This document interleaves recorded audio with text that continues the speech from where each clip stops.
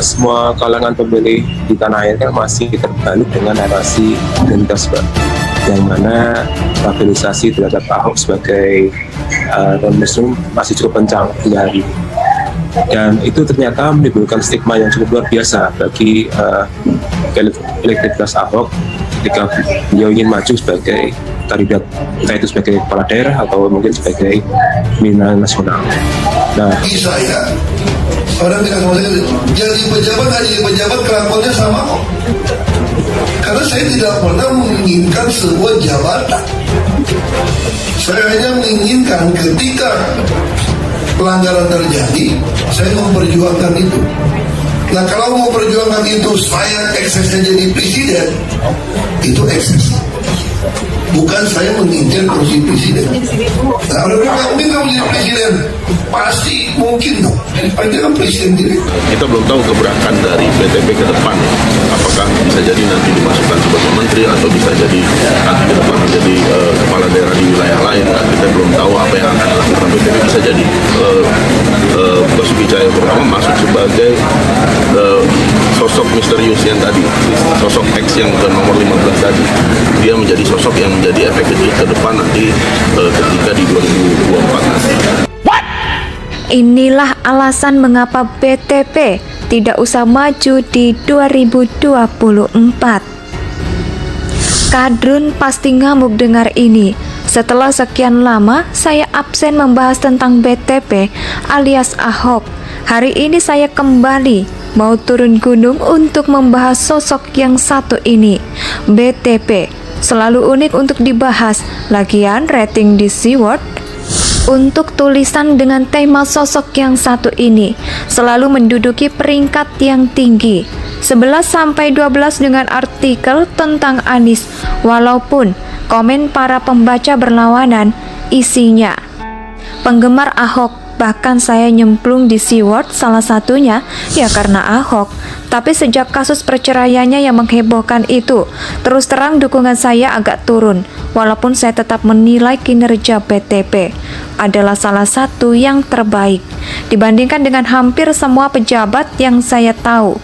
Hari ini izinkan saya untuk menulis alasan saya tidak setuju bila BTP maju nyapres atau maju di Pilpres 2024. Mengapa saya menulis dengan tema kali ini? Ya jawabannya simpel, karena media menanyakan apakah Ahok menanggapi dan pembaca SeaWorld menyukai. Sebagai pemanasan saya ingin membagi satu percakapan menarik ketika BTP ditanya apakah mau maju untuk menjadi presiden di 2024. Dia berseloroh, "Saya sekarang presiden direktur," ujarnya. Alasan pertama seperti yang saya katakan, BTP adalah salah satu tebas untuk urusan kinerja. Saya nggak usah flashback karena saya yakin Anda sudah tahu semuanya.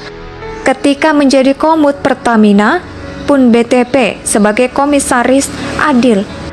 Rasa kesendirian masalahnya cari politik. BTP dihambat oleh status hukumannya. Dalam undang-undang, mereka yang pernah dihukum dengan hukuman yang mendapatkan ancaman 5 tahun atau lebih tidak bisa menduduki jabatan tertentu. Saya tahu sudah banyak pendapat ahli hukum tentang persoalan ini. Masalah tuntutan jaksa dan keputusan hakim yang menggunakan pasal yang berbeda bisa jadi polemik yang seru untuk dibahas. Saya juga tahu hukum di Indonesia yang bisa diatur nggak menutup kemungkinan akan muncul fatwa atau yang nanti bisa membuat BTP akan berlaga di Pilpres lagi. Tetapi yang panjang dan lama seperti iklan coklat pasta yang nggak perlu disebutkan namanya dan tentunya membutuhkan upeti yang tidak sedikit. Sehat selalu. Alasan kedua, berita tentang BTP memang selalu section terbitnya. Bahkan YouTube-nya sudah di-subscribe lebih dari 1 juta orang. Lalu jadi ingat channel YouTube saya yang belum beranjak dari 100 pengikut yang sudah beberapa bulan ini mangkrak ya, kayak Hambalang. Kok jadi kursol sih? Ya persoalannya adalah partai mana sih yang akan berani mengajak BTP untuk bertarung di 2024?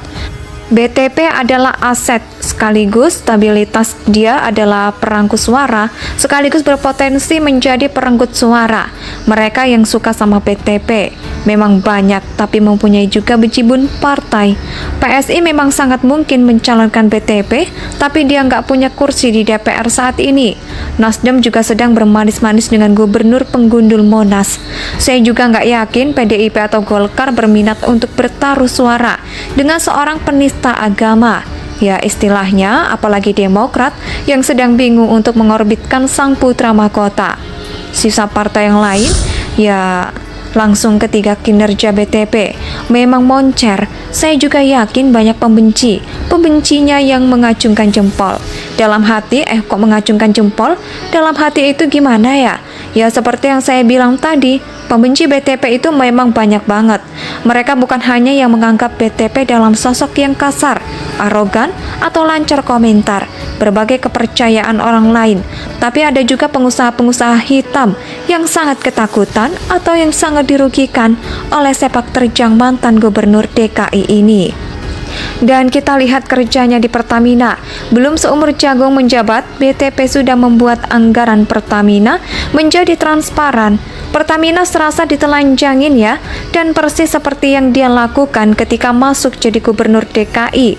Bandingkan dengan si itu yang malah membuat anggaran diisi dengan kami menutup mulut para pejabat dinas DKI dengan lem Aibon dan pemakaian kursi yang mewah untuk anggota DPRD dari kayu mahoni asal hutan Monas. Luar biasa. Persoalan ngasih saya pemandang revolusi mental di negara ini memang masih jauh dari selesai ya. Jadi para permusuhan antara cebong dan kampret memang sudah mulai padam. Tetapi pertempuran lanjut antara cebong versus Kak Abdul masih terus memanas. Nah, fenomenal surga izin greget. PR untuk Jokowi jilid 2 ini masih harus ditambah dengan penyebaran kebencian yang gak jelas juntrungannya kepada WNI keturunan Cina. Jilid 2. Jilid 1-nya zaman Pak Harto dulu, jadi persoalan ekonomi global dengan memburu ditambah bonus penyebaran virus corona. Menekan perekonomian kita. Kasus mega korupsi yang melibatkan banyak petinggi ini bakal menjadi tiang halang rintang lainnya. Di lain pihak, aplikasi Sel ini memang kelihatannya sih masih belum sanggup untuk menunjukkan taringnya. Pasca perubahan Undang-Undang KPK yang baru, kalau semua itu diakumulasikan, maka sangat terbuka kemungkinan akan terjadi pembelahan dukungan yang lebih besar saat BTP nekat maju di 2024. Luka lama yang belum sembuh akan mengangkat kembali. Jadi pertempuran besar antara netizen pastinya akan diarahkan. Semua kalangan pemilih di tanah air kan masih terbalut dengan narasi identitas, Pak, yang mana stabilisasi terhadap Ahok sebagai non-muslim masih cukup kencang hingga hari ini. Dan itu ternyata menimbulkan stigma yang cukup luar biasa bagi elektabilitas Ahok ketika beliau ingin maju sebagai kandidat, entah itu sebagai kepala daerah atau mungkin sebagai pimpinan nasional. Nah, saya orang bilang sama saya, jadi pejabat kelakuannya sama kok. Karena saya tidak pernah menginginkan sebuah jabatan. Saya hanya menginginkan ketika pelanggaran terjadi, saya memperjuangkan itu. Nah, kalau mau perjuangkan itu saya eksesnya jadi presiden, itu ekses. Bukan saya mengincar kursi presiden. Nah, kalau nggak mungkin kamu jadi presiden, pasti mungkin dong. Dia kan presiden juga. Kita belum tahu gebrakan dari BTP ke depan. Apakah bisa jadi nanti dimasukkan sebagai menteri atau bisa jadi nanti ke depan menjadi kepala daerah di wilayah lain. Nah, kita belum tahu apa yang akan dilakukan BTP. Bisa jadi Basuki Cahayapurnama masuk sebagai sosok misterius yang tadi, sosok X yang ke nomor 15 tadi. Dia menjadi sosok yang menjadi efek kecil ke depan nanti ketika di 2024 nanti. Inilah alasan mengapa BTP tidak usah maju di 2024. Kadrun pasti ngamuk dengar ini. Setelah sekian lama saya absen membahas tentang BTP alias Ahok. Hari ini saya kembali mau turun gunung untuk membahas sosok yang satu ini, BTP.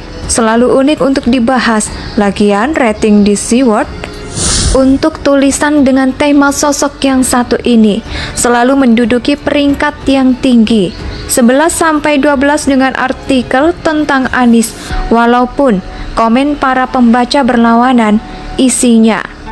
Penggemar Ahok, bahkan saya nyemplung di SeaWorld salah satunya ya karena Ahok.